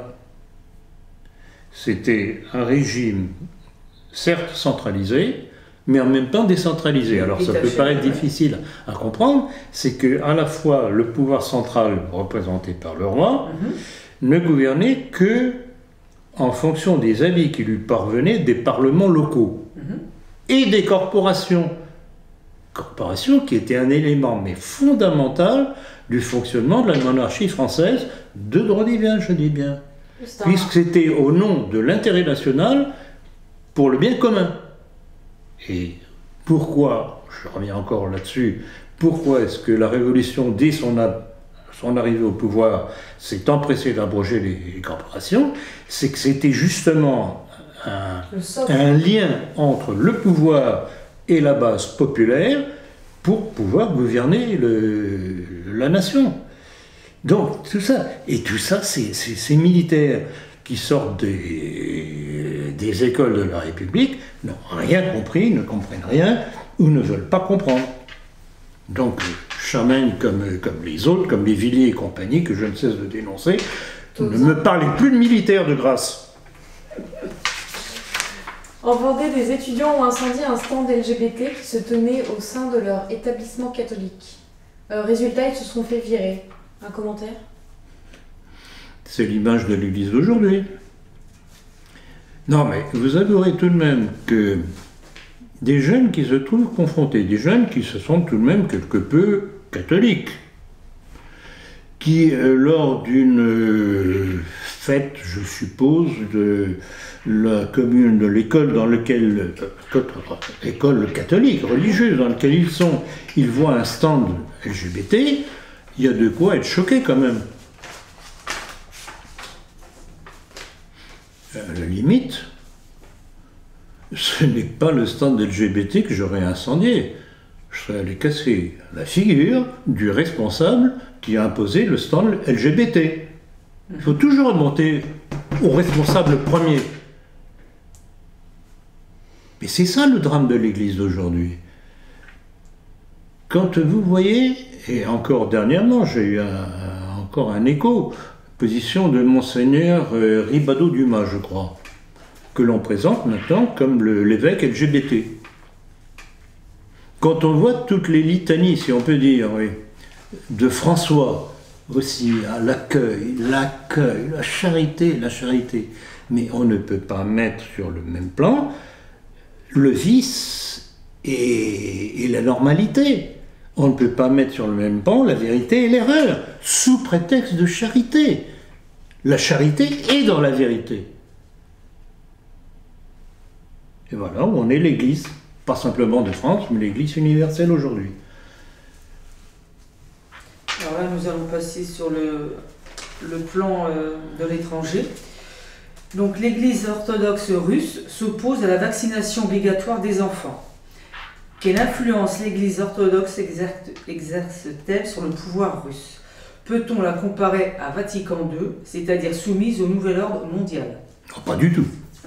À la preuve. Le début de votre question, enfin de ce que vous rappelez, montre bien le contraire. L'Église orthodoxe russe que Vladimir Poutine a remise à l'honneur, et je sais très bien, je l'ai cité notamment dans ma conférence sur Poutine, qui je crois a dépassé les 200 000 visionnages, un truc dans ce goût-là.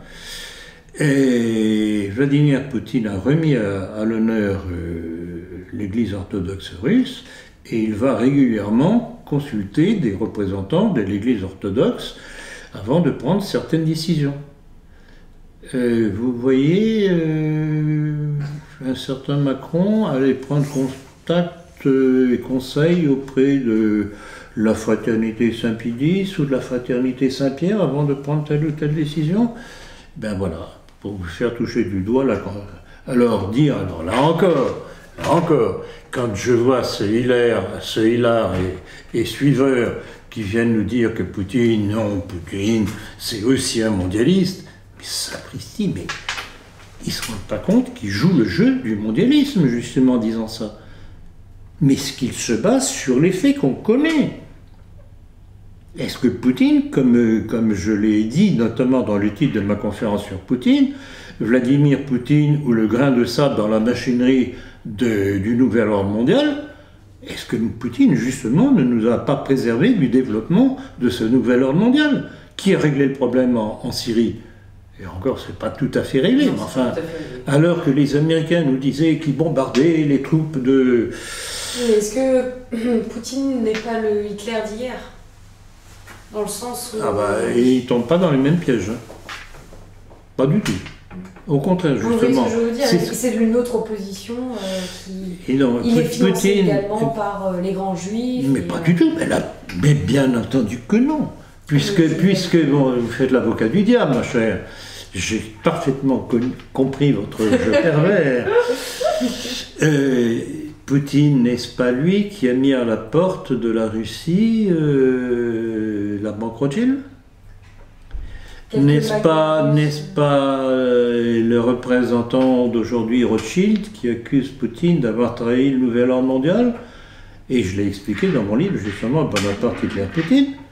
Pourquoi est-ce que Rothschild accuse Poutine d'avoir trahi le nouvel ordre mondial? C'est parce que quand Poutine a commencé à émerger, qu'était-il?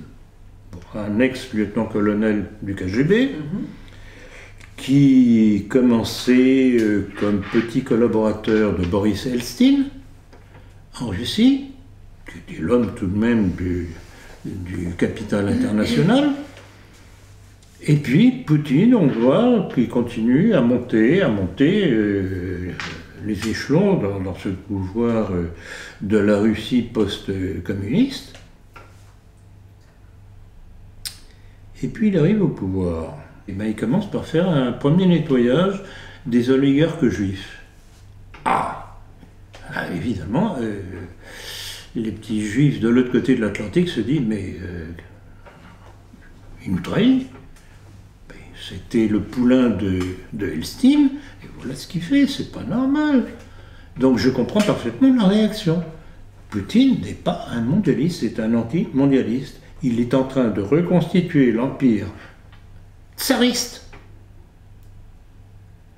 avec son élément religieux qui est l'Église orthodoxe, pour en revenir à ce que vous disiez, et avec qu'est-ce qui a rappelé quels étaient les assassins des tsars, oui. Des tsars à Ekaterinbourg, en mentionnant bien qui ils étaient. Je ne vais pas vous faire un dessin, ou encore une fois une caricature.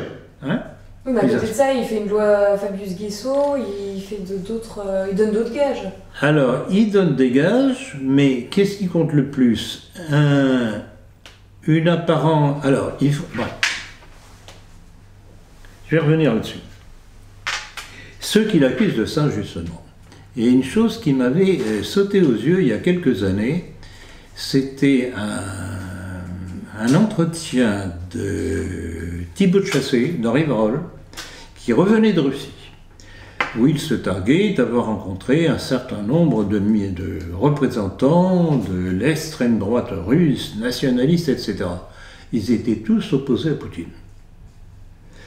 Alors, si c'est justement, et on retombe dans l'histoire du livre que vante Benedetti contre le livre de mon père, on retombe dans ce schéma de cette droite dite extrême,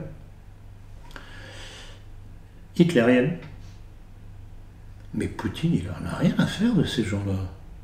Donc, si c'est pour condamner cette tendance-là qui est contre lui, en interdisant justement de revenir sur ce genre de sujet, je le comprends. Il ne faut pas juger Poutine en tant que Français. Il faut essayer de se mettre dans sa peau en tant que Russe.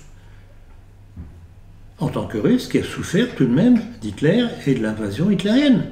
Qu'est-ce que Hitler est allé faire en Russie avec l'opération Barbarossa?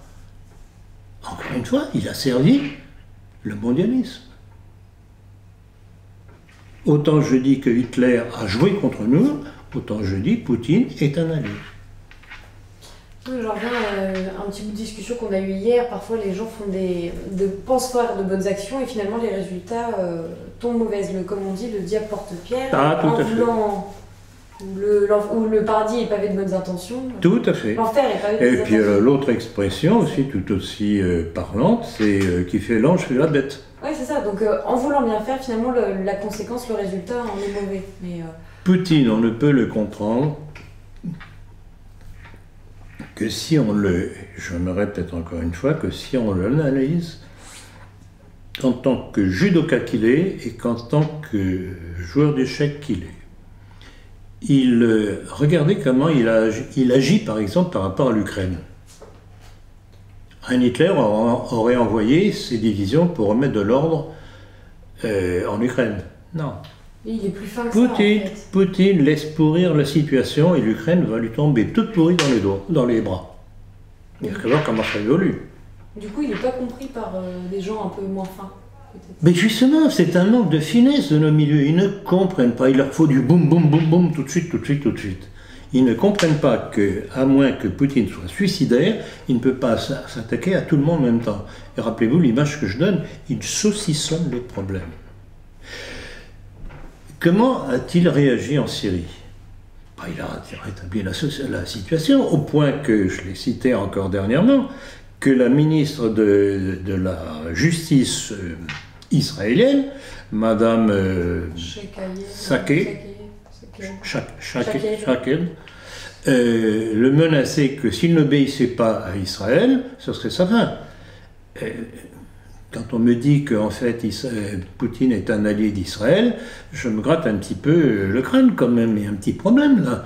Or, que vient de dire Netanyahou, il a promis un avenir radieux à la Shaked en question au Parlement israélien. Poutine est un fin stratège et un manœuvrier. Il fait semblant par moments de prendre une direction, mais il garde toujours le cap qu'il veut. Et le cap, pour lui, quel est l'intérêt de la Russie? Point. C'est un impérialiste russe. C'est pas un mondialiste, c'est un impérialiste russe. Et donc il est aidé notamment par... Et est-ce que vous croyez que Poutine est un mondialiste quand on voit comment il impose depuis plusieurs années maintenant les échanges commerciaux hors dollar? Alors, non mais de toute manière, tout ce que vous dites là, il faut se référer à votre conférence sur Hitler. Mais bien entendu, le grain de sable, mais bien entendu, je ne fais que répéter ce que j'ai déjà dit. Mais je suis obligé de me répéter devant la bêtise des gens qui ne comprennent pas. La France a vendu des armes à l'Arabie Saoudite pour sa guerre face au Yémen. Avez-vous un mot quant à ces échanges avoués à demi-mot par la France? Alors, exactement, la France donne de leçons de morale internationale, s'associe au massacre des Yéménites par la coalition américano-sioniste appuyée sur l'Arabie Saoudite localement au Yémen. Le Yémen, pourquoi? Parce que d'abord c'est une position stratégique, et puis aussi pour des raisons de ressources minières. Et j'ai vu avec intérêt d'ailleurs, tout dernièrement, que les dockers de Marseille refusaient de charger les armes sur les cargos à destination de l'Arabie Saoudite pour aller combattre au Yémen. Au Yémen. Donc il y a un début d'opposition. Bon à prendre. Alors, dans le dernier numéro de la politique, vous signez un article intitulé « Vers la fin de l'État d'Israël ». Pouvez-vous ici nous en dévoiler davantage? C'est pas une boutade. De ma part, c'est basé sur un certain nombre d'observations. Il s'est passé quelque chose de très curieux, d'inattendu dernièrement, que j'ai signalé, je ne sais pas si on en avait parlé dans le dernier entretien, mais en tout cas dans la politique, j'en ai parlé, justement dans cet article. C'est qu'il s'est produit il y a une quinzaine de jours, à peu près, 15 jours, 3 semaines. Il y a eu tiré de la bande de Gaza plus de 700 missiles sur Israël. 700 missiles, dont à peine une centaine et quelques ont été interceptés par ce qu'on appelle le dôme de fer, qui est un système antimissile israélien. Ce qui veut dire que tous les autres sont arrivés à destination. Personne ne pouvait imaginer que la bande de Gaza, le Hamas, martyrisé, bloqué comme le territoire par Israël, avait une capacité offensive de ce type-là. On sait très bien qu'Israël use de toutes ses forces d'influence sur ce malheureux ou misérable Trump pour qu'il fasse la guerre à l'Iran. Je ne sais pas s'ils arriveront à déclencher cette guerre contre l'Iran, mais s'ils le font, Israël pourrait bien avoir de sacrées retombées sur la figure, et pas simplement de la bande de Gaza. Mais l'exemple de Gaza que je prenais en exemple, c'est le cas de le dire, dans cet article, était pour dire justement que même une structure aussi faible apparemment que Gaza qui s'avère capable d'envoyer 700 missiles sur la gueule des Israéliens, ça veut dire quelque chose. Il ne faut pas oublier tout de même le Hezbollah libanais. Rappelez-vous ce qui s'était passé en 2006, quand Israël, après avoir réussi, par le biais des pressions internationales, à mettre l'armée syrienne hors du Liban, que l'armée syrienne avait pacifié, pas plutôt les troupes syriennes étaient parties, qu'Israël envahissait le Liban ou essayait de l'envahir. Bombardement des villes libanaises, etc., etc. Eh bien, Israël a été obligé de reculer du fait des pertes infligées par le Hezbollah libanais. Voilà ce qui attend Israël. Donc, à moins qu'Israël utilise la bombe atomique, mais alors là, qu'est-ce qui va se passer du côté des Russes et des Chinois? Oui. Est-ce qu'ils vont laisser passer ça? C'est un jeu très dangereux que joue Israël, et c'est son existence qui est en jeu. À très court terme, ou à plus ou moins long terme. C'est pour ça que je dis, Israël est en train de vivre ces dernières années. On verra la suite. Alors toujours en Israël, des rabbins israéliens veulent chasser la France du tombeau des rois. Que vous inspire cette information? C'est toujours la même tactique des Israéliens, c'est pousser tout ce qui n'est pas juif pas d'Israël, hors de la Palestine, puisque Israël n'existe pas, c'est la Palestine qui existe. Mais surtout cette information survient, Ouais. cette volonté de Tout à fait. récupérer le tombeau juste après que la France ait payé et rénové Tout à fait. le tombeau des Tout rois. à fait, Avec tout à fait, les shekels français. tout à fait, Si on peut tout dire. à fait. Alors, Matteo Salvini, vivement critiqué par l'épiscopat après avoir brandi son chapelet et annoncé « Je confie ma vie et la vôtre au cœur immaculé de Marie qui, j'en suis sûr, nous portera à la victoire ». Que vous évoque cette situation ubuesque? Ubuesque, c'est le cas de le dire. C'est tout de même invraisemblable qu'un homme politique se réfère, se mette sous la protection de la Vierge et se tire des foudres de l'Église dite catholique. C'est pas révélateur, ça, de ce qu'est devenue l'Église, avec François. Et rappelez-vous ce que je disais au moment de la démission forcée de Benoît XVI, ils l'ont eu. Je ne vais pas me répéter encore une fois, en fait, je passe mon temps à me répéter, puisque les gens ne comprennent pas. Qu'est-ce qui s'était passé à ce moment-là? C'était tout début janvier, on apprenait que la Banque Vaticane ne pouvait plus, enfin que la Banque d'Italie n'acceptait plus les transferts d'argent de la Banque Vaticane à la Banque d'Italie. Et on apprenait dans la foulée que Benoît XVI démissionnait. Et au lendemain de sa démission, qu'est-ce qu'on apprenait? Que la Banque d'Italie rétablissait ses contacts avec la Banque Vaticane. Ben voilà la démonstration. Voilà la démonstration. Donc voilà ce que c'est que l'Église aujourd'hui. La démission de Benoît XVI a ouvert la porte à ce François, qui soit... Il y a deux hypothèses pour comprendre cet homme, si on peut le comprendre. C'est soit qu'il est fou furieux, soit que c'est vraiment un ennemi acharné de l'Église, lui le représentant. Et quand on voit ce comportement de l'Église aujourd'hui, fustigeant Salvini, qui se met lui et son pays sous la protection de la Vierge, il y a de quoi se dire, mais où est-ce que nous sommes? Qu'est-ce que c'est que cette Église? Voilà. Tout ce que je peux vous répondre là-dessus. Donc je ne peux qu'applaudir à Salvini, et on aimerait que, par exemple, une Marine Le Pen en fasse autant. Puis bon, il a eu un bon score, hein, 30%, non? Mais bien entendu. Il a eu un excellent... Ouais. Alors qu'il est décrit comme un évangéliste proche du Mossad, Bolsonaro consacre le Brésil au cœur immaculé de Marie, lui aussi. Comment expliquez-vous cela? Oui, c'est très curieux. C'est très curieux, et j'avoue que Bolsonaro, dont je n'avais pas eu une très très haute idée au départ, pour différentes raisons que j'avais soulevées à l'époque, j'ai vu qu'il avait fait une marche arrière dernièrement par rapport à Israël. Je ne sais pas ce qui s'est passé, il y a quelque chose qui n'est pas clair, et je viens de voir, pas plus tard que hier, dans différents documents qui me sont parvenus, qu'on commençait à parler au Brésil de sa destitution. Donc il a dû déplaire quelque part. Et maintenant, ceux qui l'ont amené au pouvoir voudraient bien s'en débarrasser. Alors que s'est-il passé? Je ne peux pas répondre, je ne fais que constater les choses. Alors, ces derniers mois, la Chine et les États-Unis se sont lancés dans une guerre économique. Pour contrer Huawei, accusé d'être le cheval de Troie de la Chine, une ribambelle d'entreprises américaines ont réduit ou retiré leur licence commerciale avec le fabricant chinois. Comment interprétez-vous cette affaire? Bon, alors guerre commerciale entre la Chine et les États-Unis, bon, c'est pas nouveau, hein, ce sont des étapes, une étape supplémentaire.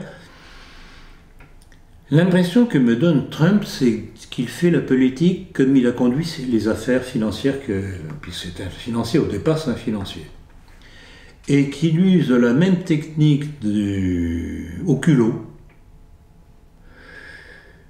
d'un joueur de poker menteur, grande gueule. Alors, c'est à usage interne, évidemment, c'est coup de gueule. Je viens de voir, pas plus tôt ce matin, dans les derniers messages que j'ai reçus, que son second, comme il s'appelle déjà, donc le vice-président des États-Unis, devant l'élite militaire américaine, venait de dire que l'Amérique se préparait à une guerre tous azimuts dans le monde. Alors, on peut se poser la question justement, ce volet économique avec la Chine, ce volet militaire contre l'Iran, contre le Venezuela, etc., etc. À mon avis, c'est la traduction de la peur panique qui s'empare des États-Unis et de l'élite, entre guillemets, de ceux qui gouvernent l'Amérique, c'est-à-dire les néoconservateurs américains, pas besoin de vous faire une caricature, de voir que l'empire américain est en train de s'effondrer. Et là encore, qui est à la manœuvre derrière cela? Sinon, un certain Poutine. Sa manœuvre économique, transaction hors dollar, c'est scier la branche de la puissance américaine au travers du dollar. Sur le plan militaire, il place ses pions là, là, là, là. Et en fait, il occupe des points stratégiques opposés aux États-Unis. En Amérique latine, il fait obstacle tout de même aux visées du néocolonialisme américain. En Afrique, la même chose. On sait très bien que si le Venezuela de Maduro n'a pas sauté encore, c'est parce que Poutine est derrière. C'est comme ça. Donc, cette volonté de guerre tous azimuts, c'est la peur panique des élites américaines devant ce qu'ils constatent de la fin de leur empire économique et militaire sur le monde. Donc, on n'a qu'à applaudir. Alors, quand on vient me dire que Poutine est un mondialiste, je me dis, ou bien vraiment, on a affaire à des crétins finis, bien, ils sont complices du mondialisme eux-mêmes. Pourquoi, je m'excuse, pourquoi est-ce que Hillard refuse systématiquement un débat avec moi, alors que nombre de gens me posent la question pourquoi, etc., et je leur réponds, mais posez-lui la question, moi je suis d'accord. Et qu'il ne répond pas à leurs questions. Oui, c'est que je pense qu'il... Son silence est... Mais c'est que tous ces gens qui m'insultent et autres, et qui refusent tout débat avec moi. Oh, bon, Hillard vous a jamais insulté, je pense. Hein? Non, Hillard non, mais il y en a d'autres. Mais quel regard portez-vous sur les politiques anti-vénézuéliennes de Trump? Non, pardon, c'est ce qu'on vient de poser comme question. Non, c'est bien. Non, c'est bien. Oui, pardon, on parlait de la guerre économique. Et là, je crois que j'ai déjà répondu. Oui, voilà, ça revient sur... Bon, c'est pas la peine d'y revenir.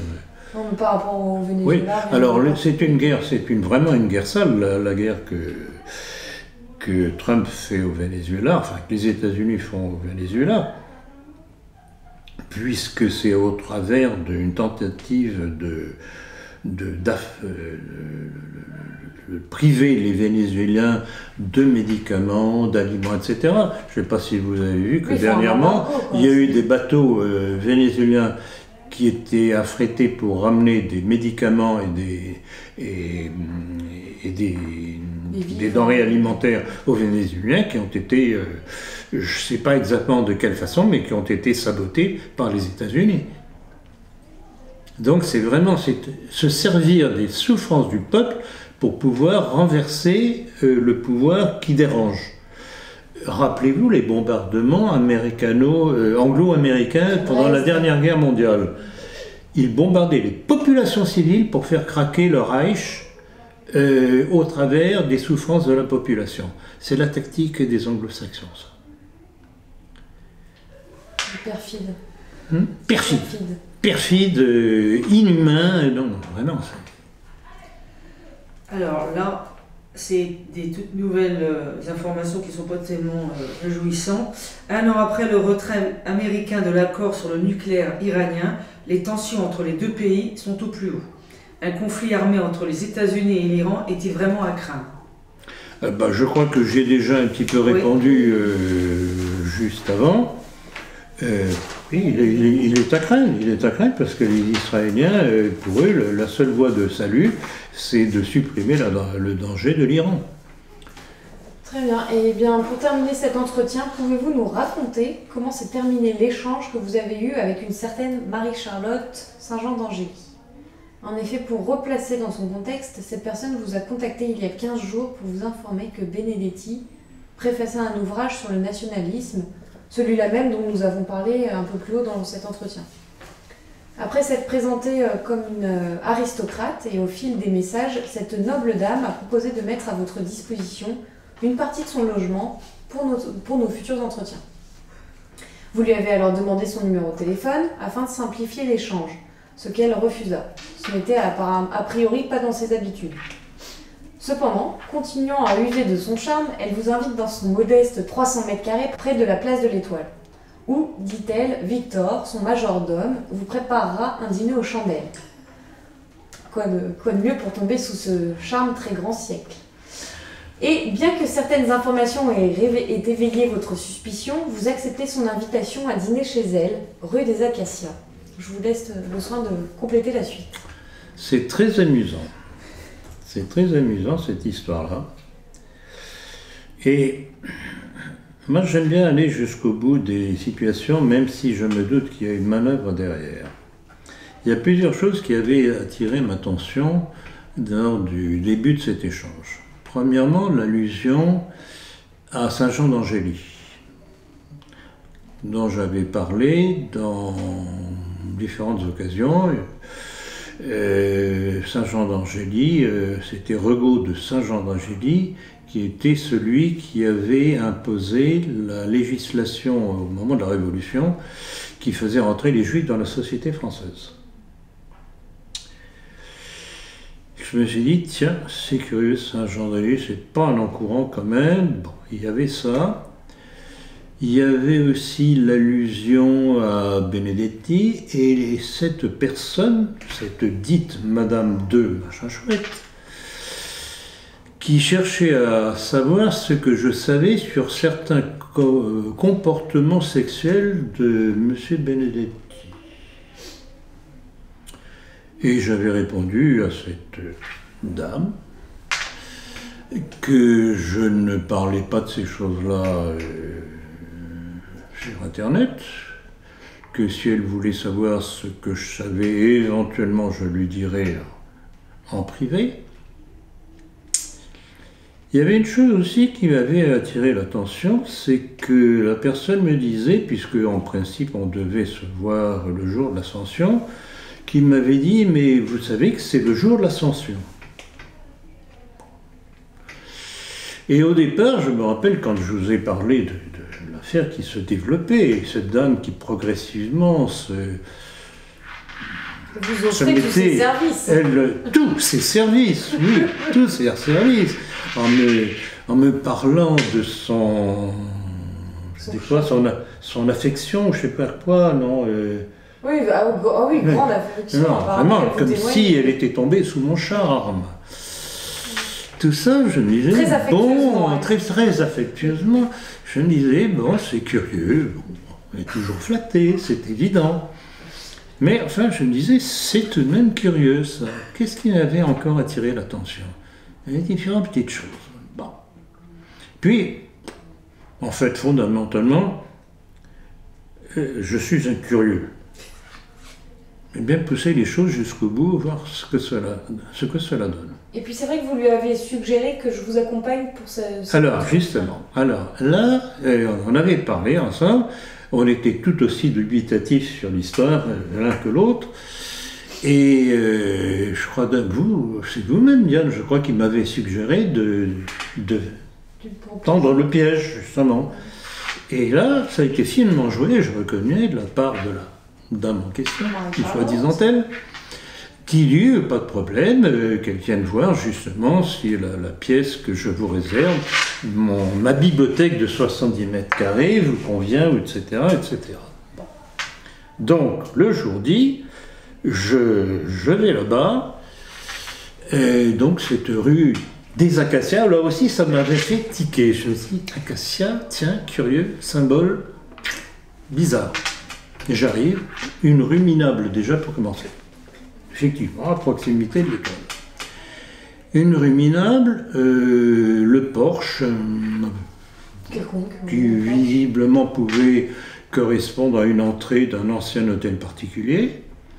Et puis, contrairement à ce que je pensais, il ne suffisait pas d'appuyer sur un bouton pour rentrer, porte close. Il n'y avait pas de sonnette. Pas de sonnette. Si, il y avait un truc dans lequel il fallait tapoter un code que je n'avais pas, que la dite dame, entre guillemets, ne m'avait pas donné. Alors, là, vraiment, je sentais qu'on me testait, là. Et là, je dis, bon, vous voulez me tester? Bien, on va aller jusqu'au bout.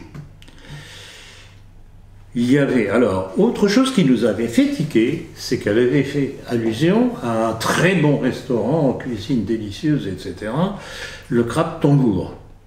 Aussi, petite allusion, dans nos milieux, à une production d'un certain Pierre Schoendorfer ou je ne sais pas quoi. Bon.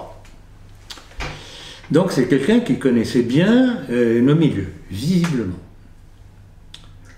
Et le restaurant d'à côté, le restaurant d'à côté ne s'appelait pas Crabe Tambour, mais Crabe... Marteau. Ouais, Crabe Marteau.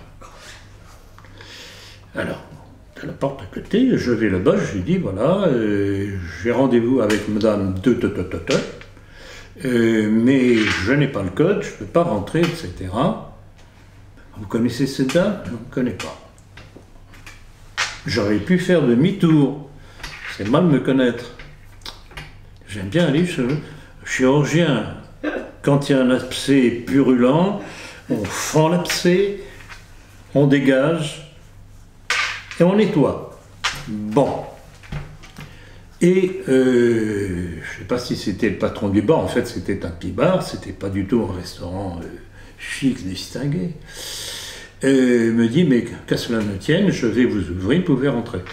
Et je rentre. Et je tombe vraiment dans un truc vraiment banal, misérable.